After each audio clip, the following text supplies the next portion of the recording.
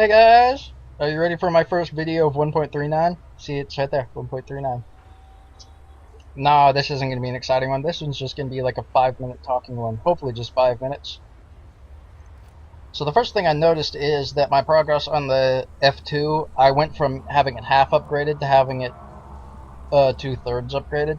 Because the research price of it went down from, I believe, 420,000 to 380,000. And the amount of research I had on it hasn't changed at all. Which should be how it is. Any aircraft you had partially researched, the partial research should still be on it. Like, I had this plane as the plane I was researching for one game because I wasn't paying attention. I had it on the wrong plane. And it still has all its tiny little bit of research. I don't know. Modification research stayed. I don't even own that plane yet, silly. Modification research. Yep, your modification research also stuck around. I distinctively remember being like a fifth of the way there. I'm now half the way there, so apparently the modifications have also dropped. At least the high tier ones. And hey, most of the American planes have G-suits now. Because they didn't have enough advantages already.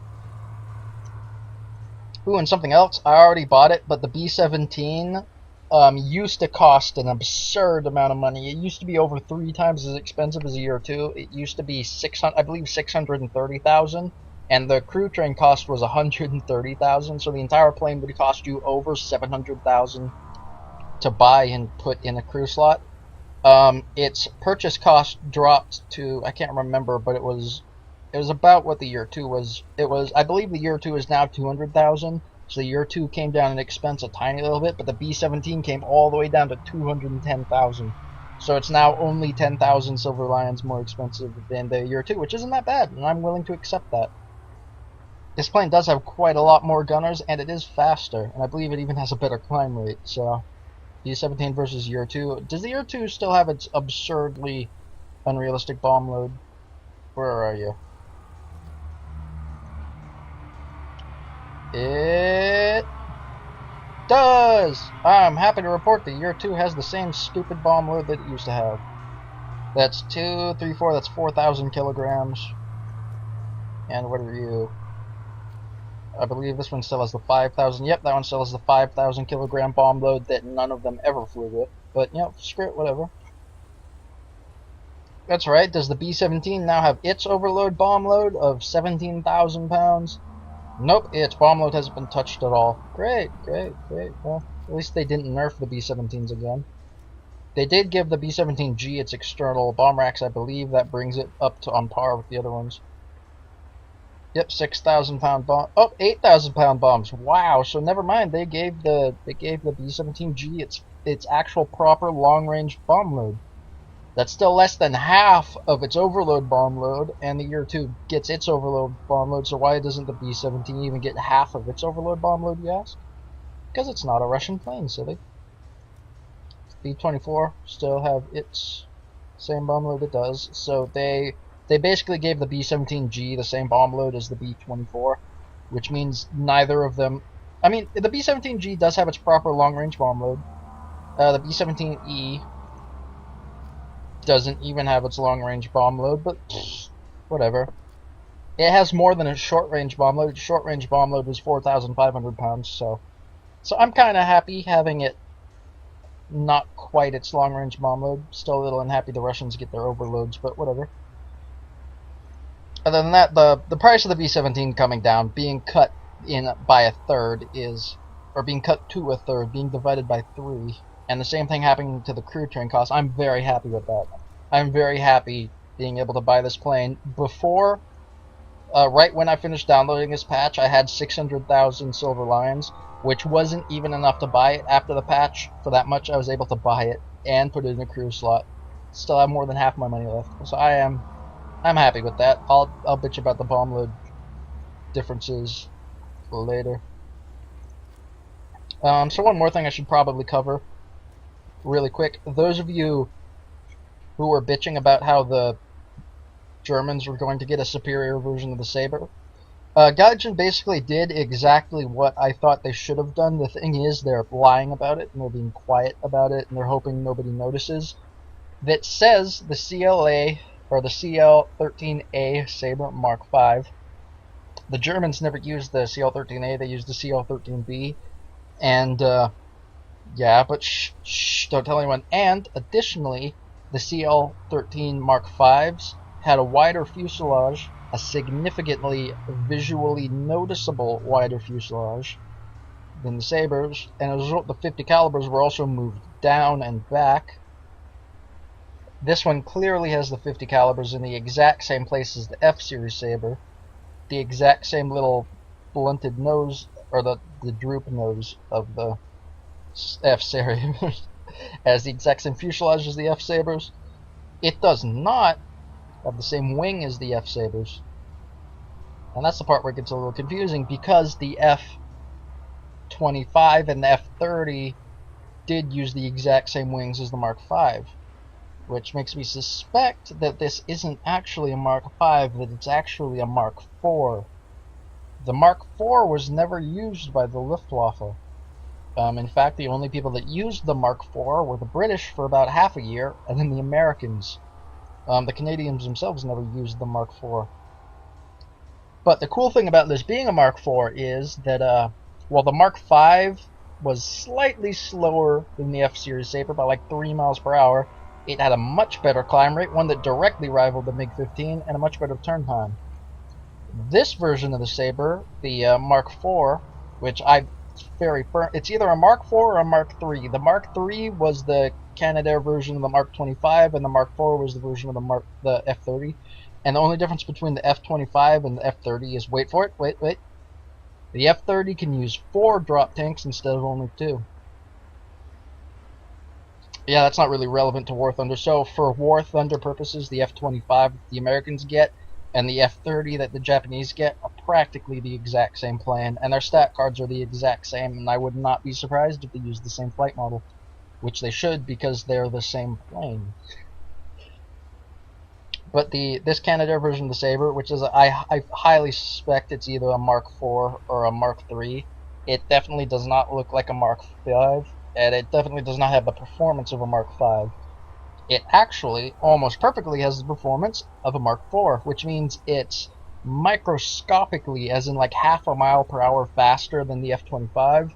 It also has barely better high-speed performance, a better high-speed turn time than the F-25, but just barely. It does have a noticeably lower climb rate, as in 0.3 of a meter per second lower. What does that mean? That's about 4 seconds longer to get per 1,000 meters. So, getting to 6,000 meters, this plane's going to be almost 16 seconds slower to 4K than a F-Series Sabre is.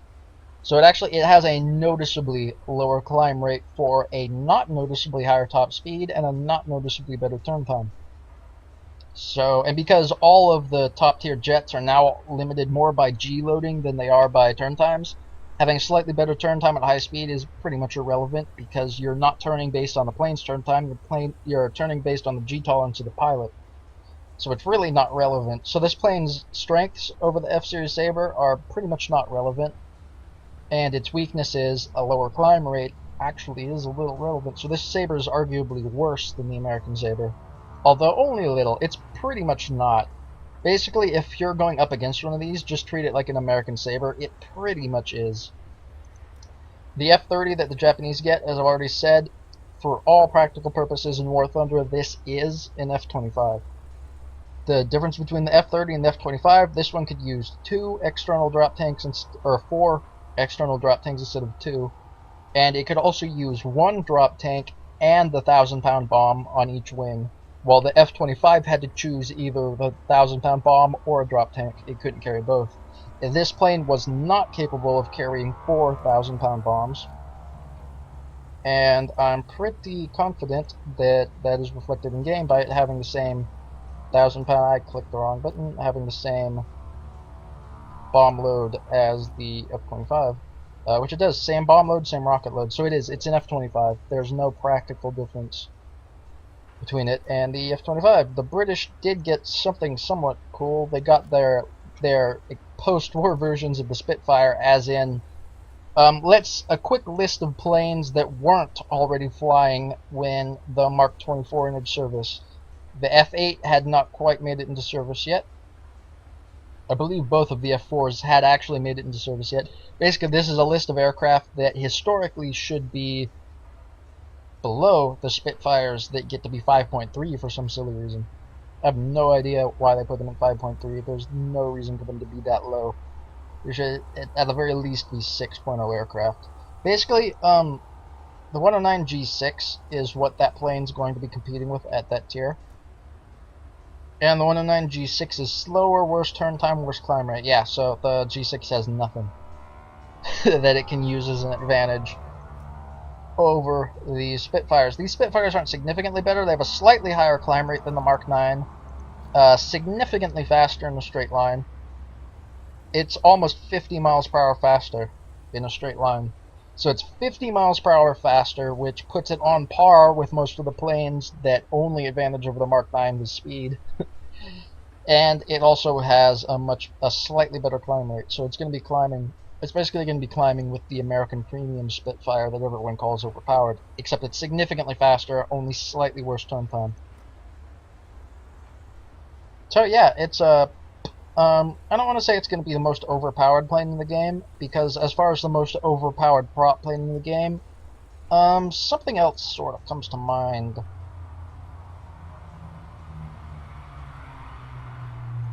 Give me a second. Let me pull those rockets off of it. Oh, I did pull the rockets off of it. Alright, well that's another reason not to trust the stat card. The stat card's trying to tell me I have rockets. I also should probably get all the upgrades for this plane before trying to use it too much. But long story short, the Bearcat, especially the 1B, compared to the Griffin engine Spitfires, that are now arguably the second most overpowered plane in the game, this plane's faster, has a better climb rate, microscopically worse turn time, but its superior energy fighting abilities mean if you try and energy fight a Spitfire with it, you'll succeed very, very well. And even if you start failing, just make a run for it. You're faster at all altitudes, especially low altitude. Just to give you a little hint how overpowered the Bearcat has become, its climb rate is a little worse than it used to be. A little worse is still enough to outclimb 109 K4s pretty easily.